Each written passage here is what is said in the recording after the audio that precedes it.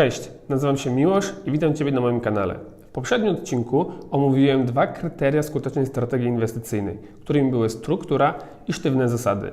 Dzisiaj omówię pozostałe trzy. Zapraszam.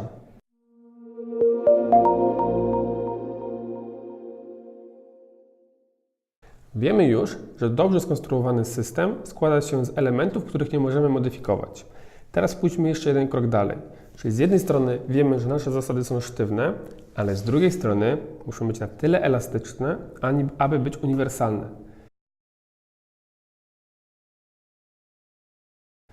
To, co powiem, znowu może być kontrowersyjne, ale uważam, że dobrze skonstruowany system inwestycyjny to taki, który działa na każdym rynku, niezależnie czy są to akcje, forex, kontrakty terminowe czy obligacje.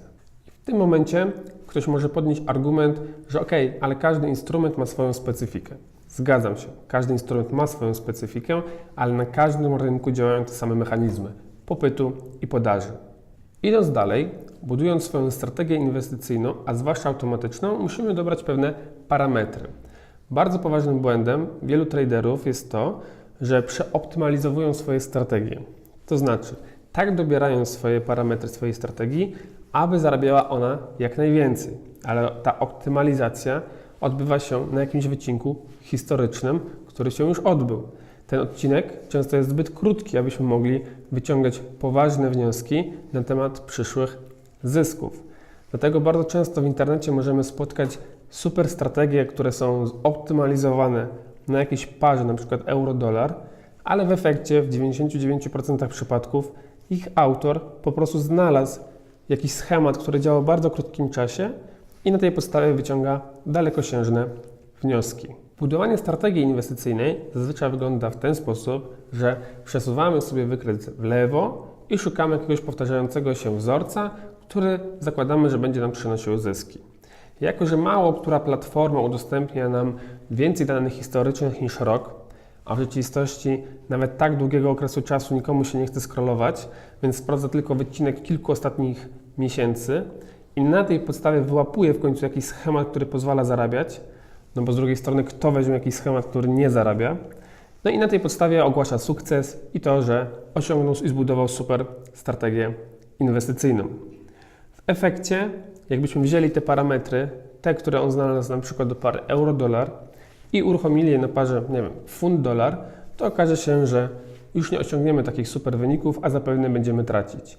No bo jak ona ma zarabiać, jeśli dopasowaliśmy nasze parametry do wykresu na innej parze walutowej?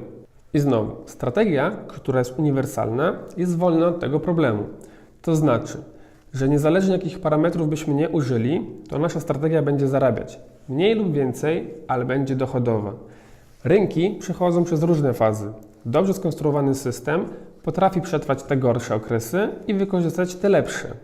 Jeśli skupiamy się wyłącznie na złotych parametrach, które są dopasowane tylko i wyłącznie do krótkiego wycinka historii, to nie pozwoli nam to zarabiać długoterminowo.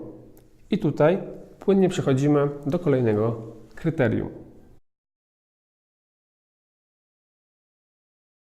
Na ten temat możemy mówić, ale najpierw trzeba zrozumieć, że giełda to nie praca na etacie i nie mamy tutaj żadnych zagwarantowanych ani pewnych zysków.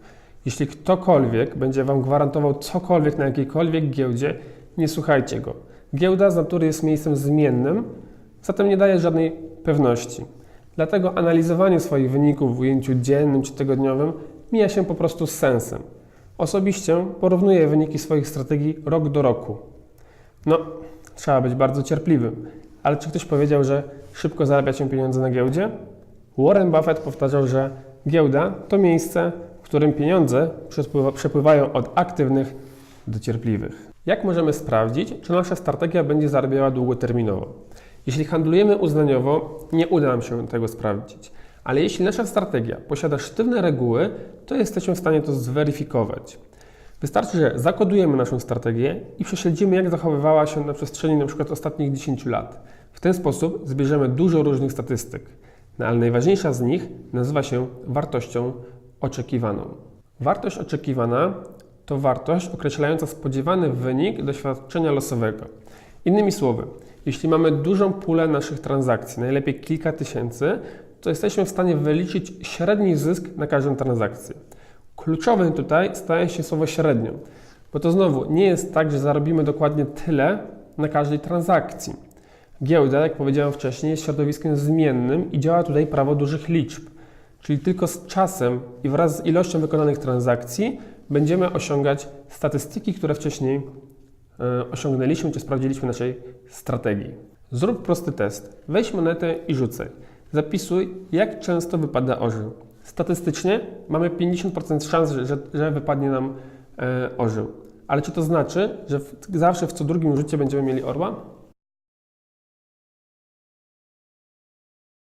Ostatnie kryterium to brak uznaniowości.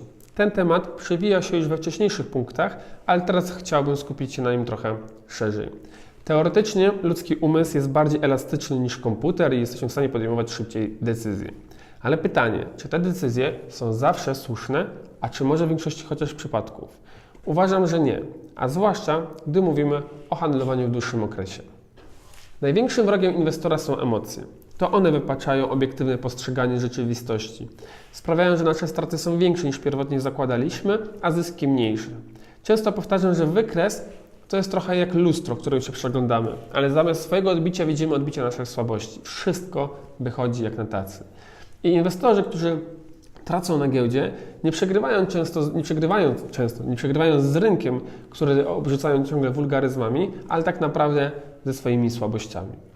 A jeśli chcemy być obecni na rynku przez lata, a nie tylko dni, tygodnie czy miesiące, musimy uzbroić się w cierpliwość, konsekwencje, koncentrację i odpowiedzialność. Jest to bardzo ciężkie, a komputer może to zrobić za nas, a nawet jest do tego stworzony. Podsumowując, to co powiedziałem w tym i poprzednim odcinku, to moje indywidualne kryteria, które muszą zostać zrealizowane, aby dana strategia inwestycyjna zarabiała. Są one wynikiem moich doświadczeń i obserwacji. W świecie inwestycji nie istnieje jedna słuszna droga i całe szczęście, ale uważam, że trzymanie się tych 5 kryteriów jest jedną z właściwych dróg. Przede wszystkim dlatego, że porządkuje nasze podejście i pokazuje konkretne działania. Dziękuję za Twoją uwagę, zapraszam Cię do subskrybowania i do oglądania kolejnych odcinków. Do zobaczenia.